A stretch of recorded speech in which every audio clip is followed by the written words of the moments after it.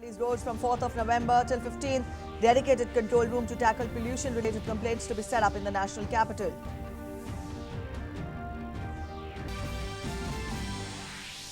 Mexico refuses to accept US Supreme Court ruling that favors Trump's restrictive asylum rule. It requires immigrants who want asylum to first seek safe haven in a third country through which they travel. And in sports, England's batting frailties exposed again as they waste a solid start and laboured to 271 for 8 on the first day of the final Ashes test against Australia at the Oval. Hi, those were the top stories we're tracking this hour. Up next, we'll get to the news in detail. The Conference of the Parties, that is COP14, concluded today with the announcement of the New Delhi Declaration to be adopted by nearly 200 countries that are participating. The United Nations Convention to Combat Desertification, or the UNCCD Executive Secretary Ibrahim Thiaw and COP14 President Prakash Javadekar addressed the COP Outcome Media Conference this afternoon. Meanwhile, leaders from the Global Commission on Adaptation call on governments and businesses will take urgent action to innovate and advance climate adaptation solutions in light of new research findings. The report is being released as climate impacts such as supercharged dust storms, floods and wildfires are becoming an increasingly urgent reality. The report puts forward a bold vision for how to transform key economy systems to be more resilient and productive.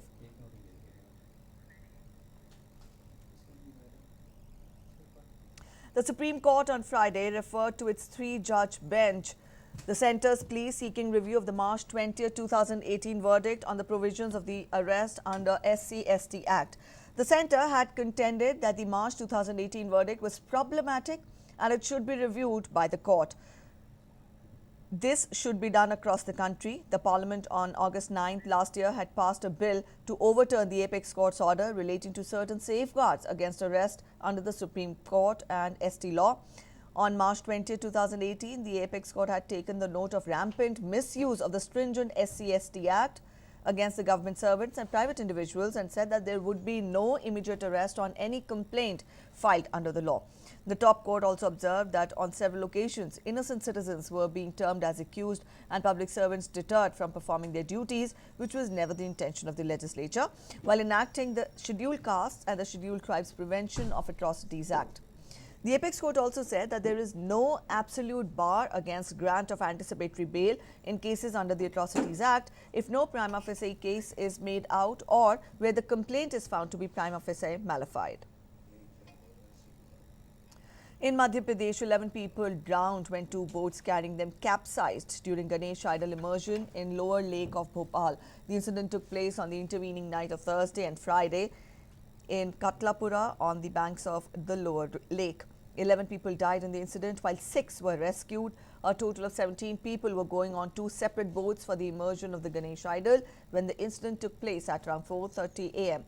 Initially, the first boat tilted and when the people on the other one saw it, they tried to save it, but to no avail. In the process, the other boat also tilted sideways and both the boats capsized.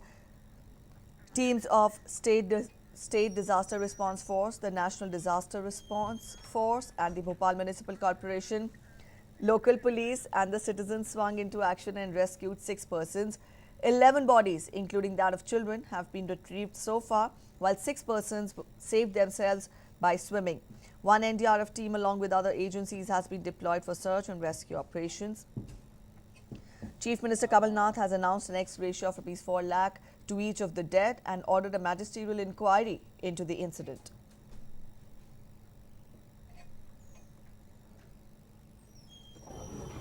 बहुत ही शोक संवेदना परिवारों को व्यक्त करता हूँ। तो मुझे बताया गया है कि 4 लाख प्रत्येक परिवार को, प्रत्येक व्यक्ति को दिए जाने की बात कलेक्टर साहब ने कही है और बाकी सब भी उनका इंतजाम होगा और बाकी सब इसकी जांच होगी। Former Chief Minister Shivraj Singh Chauhan has raised the negligence issue and asked why the processionists were not equipped with life jackets. He has also expressed dissatisfaction with the amount of compensation being announced.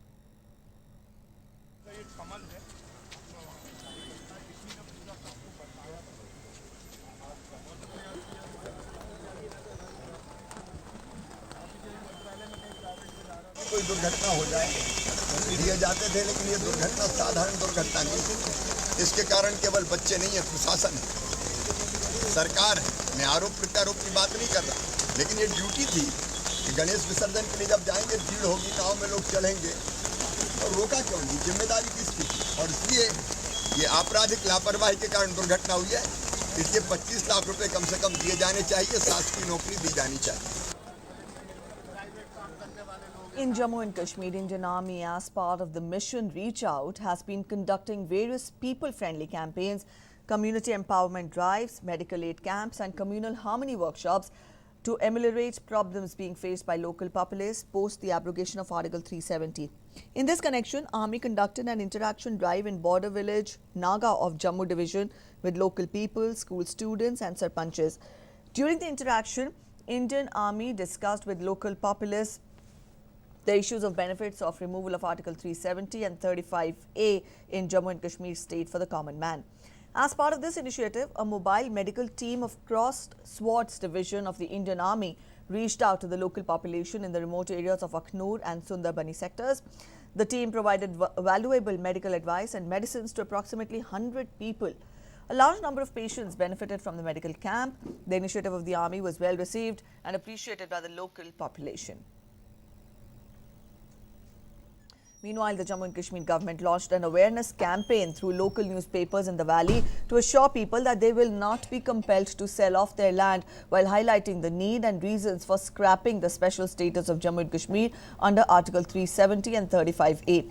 Most of the local newspapers carried front-page state government advertisements for several days, both in English and Urdu, highlighting the reasons for scrapping the articles and assuring people that their interests will not be harmed. The advertisements detailed about the reasons of backwardness of Jammu and Kashmir through Article 370 and Article 35A. The advertisement said that the two articles, 370 and 35A, kept the state isolated and away from the development processes in the country. Besides, the special status benefited a selected few, including the separatists and political leaders and people working for them. A special CBI court will deliver its verdict today on a plea of senior Congress leader P. Chidambaram seeking to surrender in the Enforcement Directorate's money laundering case. Chidambaram is currently lodged in Tihar jail in the INX media corruption case by the CBI. He is also being probed by the Directorate in the matter relating to the same company.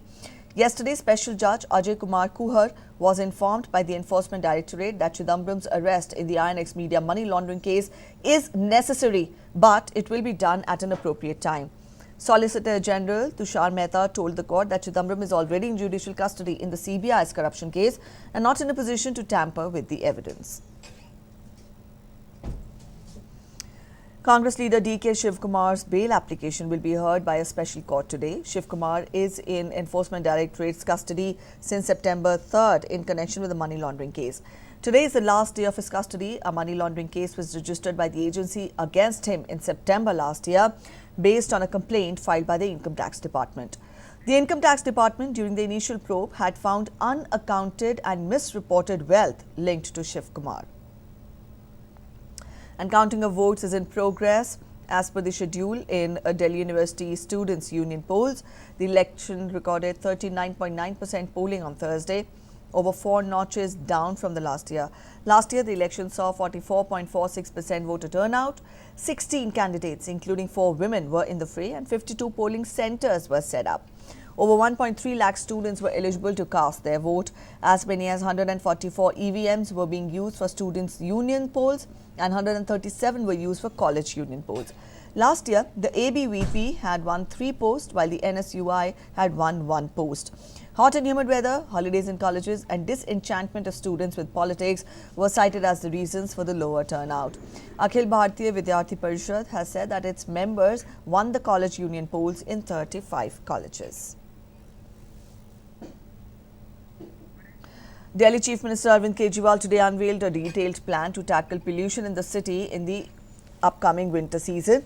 Delhi government has prepared a detailed 7-point action plan called the Parallel Pollution Action Plan to tackle the pollution arising out of burning of parley or the crop residue in neighbouring states. The 7-point action plan includes revisit to the odd-even scheme for the vehicles in Delhi between 4th to 15th of November. State government will distribute N95 category masks free of cost to the citizens before November. A leisure show before Diwali as part of the plans to urge citizens implement in total the Supreme Court's order to not burst crackers during Diwali will also be taken up. Sprinkling of water to contain dust in the city, placing of 2 environment marshals in each ward to prevent burning of waste by guards, etc. And Delhi government will make free home delivery of saplings to interested people are part of the Delhi Tree Challenge to increase green cover in the city. A separate war room will be set up for pollution-related complaints. The state government also plans to add 4,000 buses in the next 8 to 10 months and do a route rationalization of the DTC routes to optimize the use. Bus stands will also be modernized to display route and arrival information about the buses to the commuters. IPS officer Chaya Sharma, who led the investigation into the brutal 2012 Nirbhaya gang rape, has been chosen along with 6 others for the 2019 Asia Society Game Changers Award for redefining the role of female police officers.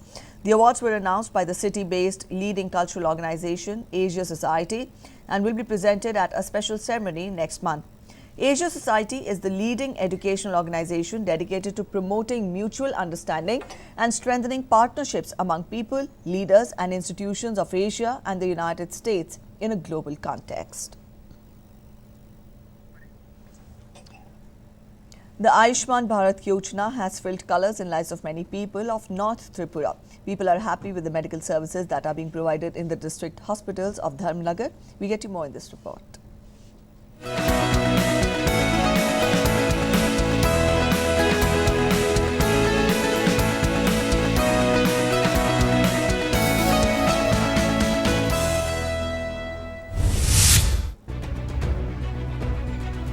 Bulai Das, who lives in a small village half long that is a few kilometers away from the district headquarters Dharamnagar, had never thought that medical treatment could be provided for free. The Ayushman Bharat scheme proved to be a blessing for Das. His younger daughter was given free treatment under the Ayushman Yojana. Bulai is thankful to the Government of India for the Ayushman card, which helped him get access to free medicines and blood from the district hospital. I have the Ayushman card and I am grateful as after this card I don't have to pay a penny on a medical expenses. This is the 3rd time I have visited a hospital after getting my card. I have been provided free medication and blood for the treatment because my Ayushman card. Arogya Mitra Help Desk has been set up to help the patients holding Ayushman card. The desk provides them with information about the facilities that are available to the card holders. Every day, about 10 patients visit the medicine ward. They are provided with free medicines and services. Under the Ayushman Bharat scheme, patients are provided with suitable medicines that are available in the hospital. The successful implementation of the Ayushman Bharat scheme has instilled confidence among patients from all over the country that their healthcare needs will be taken care of. Bureau Report, DD News.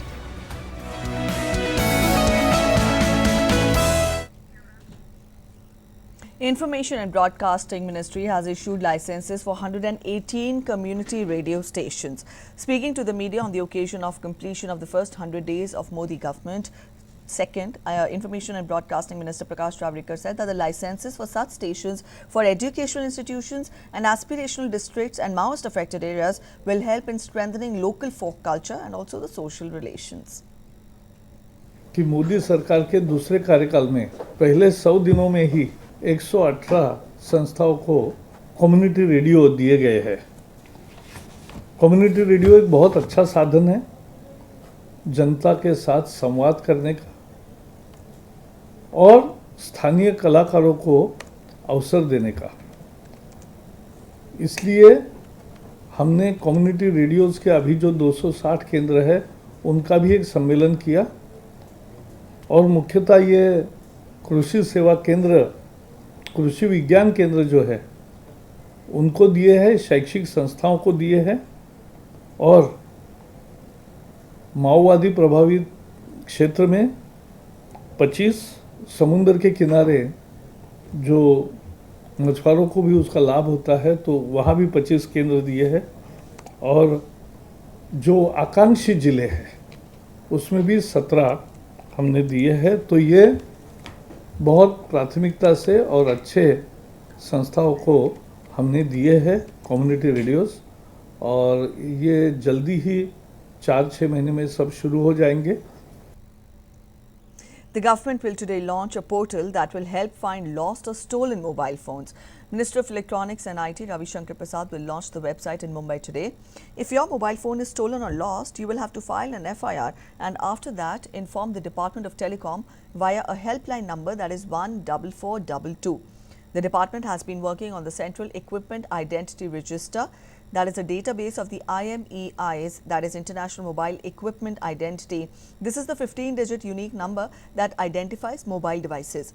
The tracking system would make the detection of stolen mobile phones possible even if the SIM card is removed or the unique code, that is the IMEI number, is changed. Mexico has refused to accept under any circumstances with the US Supreme Court ruling granting a Trump administration request to fully enforce a new rule curtailing asylum applications by immigrants at the US-Mexico border. The Supreme Court on September 11 said that so long as the issue is being litigated, immigrants who want asylum can be required to first seek safe haven in a third country through which they travel on the way to the US. Mexico Foreign Minister has said that the court's decision is astonishing in the impact that it is going to have. And in news just coming in, clean sweep for ABVP in the DUSU polls, and ABVP wins 3 out of 4 polls. ABVP wins President, Vice President and Joint Secretary posts in Delhi University Students' Union posts. All right, to get us more on that, Girish Nishana joins us. Girish, let us know more details of the results that have been announced. ABVP wins 3 out of 4 posts.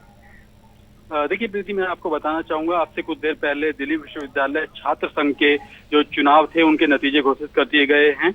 नतीजे के अंदर बात की जाए तो 3 सीटों पर अखिल भारतीय विद्यार्थी परिषद और 1 सीट के ऊपर NSUI ने जीत हासिल की है, और अखिल भारतीय विद्यार्थी परिषद में अध्यक्ष पद, उपाध्यक्ष पद और सह सचिव पद पर ABVP को जीत मिली है, जबकि केवल जो सचिव पद है वो NSUI के खाते में गया है। अक्षित दहिया जो अखिल भारतीय विद्यार्थी परिषद से चुनाव लड़ रहे थे, उन्हें 29,685 वोट मिले हैं, जबकि NSUI की अगर बात की जाए तो चेतना त्यागी को 10,646 ही वोट मिले हैं। तो काफी बड़ा मार्जिन कहा जा रहा है, करीब 20,000 वोटों का मार्जिन रहा है अध्यक्ष पद के अंदर। और इसी तरह अगर उपाध्यक्ष पद की बात की जाए तो यहाँ भी काफी अंतर देखने को मिला है। अगर उपाध्यक्ष पद की बात की जाए तो 19,858 वोट मिले हैं प्रदीप तंवर को, ABVP के कैंडिडेट हैं, जबकि NSUI के कैंडिडेट यहाँ पे काफी पीछे रह गए हैं, केवल 11,284 वोट उनको पड़े हैं। इसके अलावा सचिव पद की बात की जाए तो सचिव पद पर NSUI के कैंडिडेट की जीत हासिल हुई है। हालांकि जीत का अंतर ज्यादा नहीं है, 20,934 वोट आशीष लांबा को जो NSUI के कैंडिडेट थे उनको पड़े, और जबकि जो योगित राठी हैं ABVP के, उनको 18,881 वोट पड़े। तो ज्यादा अंतर नहीं रहा यहाँ NSUI और ABVP के अंदर। लेकिन अगर जॉइंट सेक्रेटरी की बात की जाए तो यहाँ पर शिवांगी खारवाल हैं, उन्होंने कहीं ना कहीं 17,274 वोट प्राप्त किए हैं, जबकि NSUI के कैंडिडेट को यहाँ 14,300 वोट 20 वोट मिले हैं। तो कहीं ना कहीं एक बार फिर से दिल्ली विश्वविद्यालय के अंदर अखिल भारतीय विद्यार्थी परिषद पर छात्रों ने, विद्यार्थियों ने विश्वास जताया है, क्योंकि लगातार कई साल से अखिल भारतीय विद्यार्थी परिषद यहाँ पर जमा हुआ है और उन्होंने फिर से यहाँ पर विश्वास जताया है। और 3 सीट पर यहाँ अखिल भारतीय विद्यार्थी परिषद और 1 सीट पर NSUI के खाते में यहाँ डूसू के अंदर गई है। और यहाँ काफी माहौल अलग है इस समय, क्योंकि ये पुलिस लाइन के अंदर यहाँ पर काउंटिंग चल रही थी प्रीति, मैं आपको बताऊं, और यहाँ पुलिस का पुख्ता इंतजाम किया गया था ताकि ज्यादा भीड़ इकट्ठी ना हो सके। अब विद्यार्थी अपने अपना सेलिब्रेशन मनाने लगे हैं, ढोल नगाड़े यहाँ पर पहुंच चुके हैं और सब अभी दिल्ली विश्वविद्यालय के अंदर घूमेंगे और उसके बाद विवेकानंद की मूर्ति पर जाएंगे सभी जीते हुए प्रत्याशी और वहां पर फोटो सेशन कराएंगे। All right, so celebrations there have begun at the DU campus. Girish, you've given us the details of the voting there, but just a while back we told our viewers that 39.9% of voting had been recorded this year. Let us know more about the issues which were prominent in these this year's elections. देखिए, DUSU के अंदर विद्यार्थी क्या चाहता है कि उसके college का विकास हो, जो उससे रिलेटेड जो काम है उनके लिए यू स्पेशल चले या उनसे जो संबंधित हैं जो कार्य हैं वो पूरे हैं, उनको लेकर विद्यार्थी वोटिंग करते हैं। और सबसे खास बात ये होती है कि जो विद्यार्थी जीवन में सबसे पहला जो वोट डालने का मौका मिलता है विद्यार्थी को, वो कहीं ना कहीं छात्र संघ चुनाव ही होते हैं, क्योंकि कई विद्यार्थी ऐसे होते हैं जिनकी उम्र केवल 17 साल ही होती है। उन्हें भी यहाँ पर वोट डालने का मौका मिलता है, पहली बार वोटिंग करते हैं, तो वोट डाल के काफी विद्यार्थी उत्साहित दिखाई देते हैं और उनके मुद्दे जो होते हैं उनके मुद्दों के आधार पर ही उम्मीदवार चुनाव में उतरते हैं। क्योंकि पिछले कई साल से लगातार विद्यार्थी परिषद यहाँ पर डूसू के अंदर बरकरार है, तो ये साफ स्पष्ट बात है कि विद्यार्थी परिषद जो विद्यार्थियों के दिलों में जगह बना चुका है, उनके काम कर रहा है और अपने काम की बल पर ही एबीवीपी फिर से डूसू के अंदर लगातार जीत हासिल करता आ रहा है।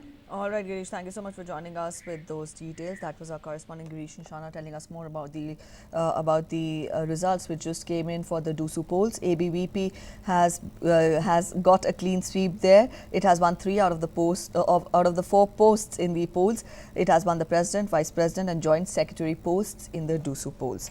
Up next, we'll get to international news now. Argentina is bearing the brunt of deepening economic crisis, with large section of the society facing hunger crisis.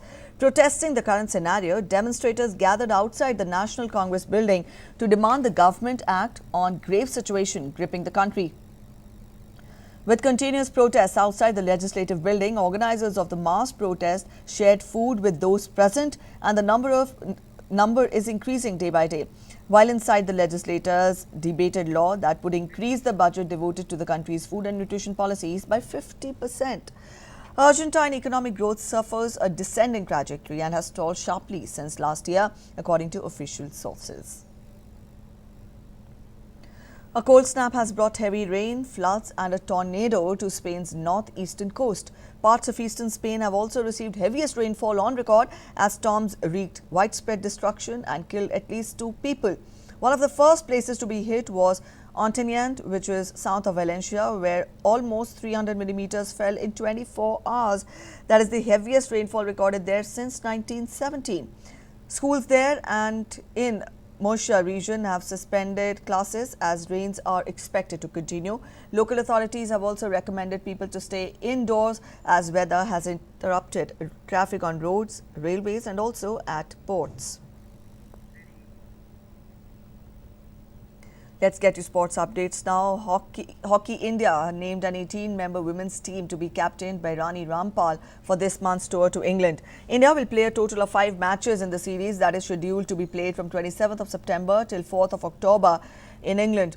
Experienced goalkeeper Savita, who is the vice-captain as well, and Rajni retained their places in the side from the Olympics test event in Japan recently, while defenders Deep, Grace, Eka, Gurjeet Kaur, Reena Khokar and Salima Tete have also been named in the squad. The midfielder sees the return of experienced midfielder Namita Topo, who makes a comeback to the side after a lengthy spell on the sidelines due to an injury.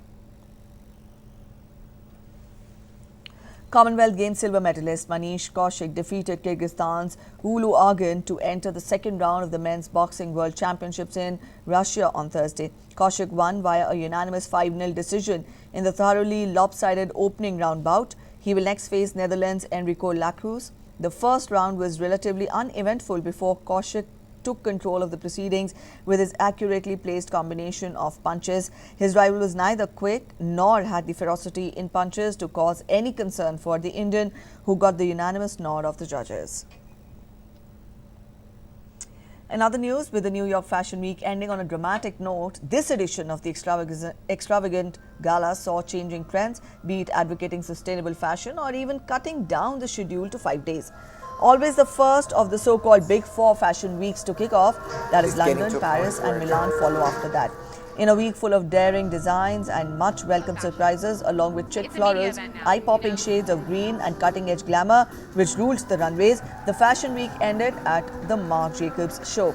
The annual gala hosted some of the biggest names in Hollywood fraternity, be it The Hadid sisters are Kim Kardashian, making an appearance with the tennis star Serena Williams. The show did not have to beg to be in news.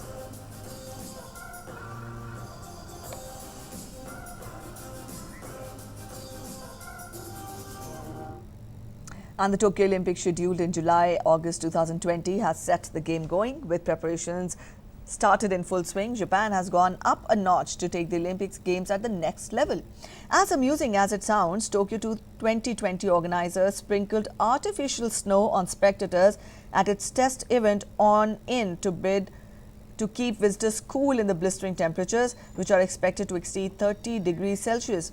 Artificial snow is the latest innovation in line to be considered so as to counter high humidity and summer temperatures during the Games in 2020. All right, that's it in this edition of the News this hour. Thanks for watching. Bye-bye.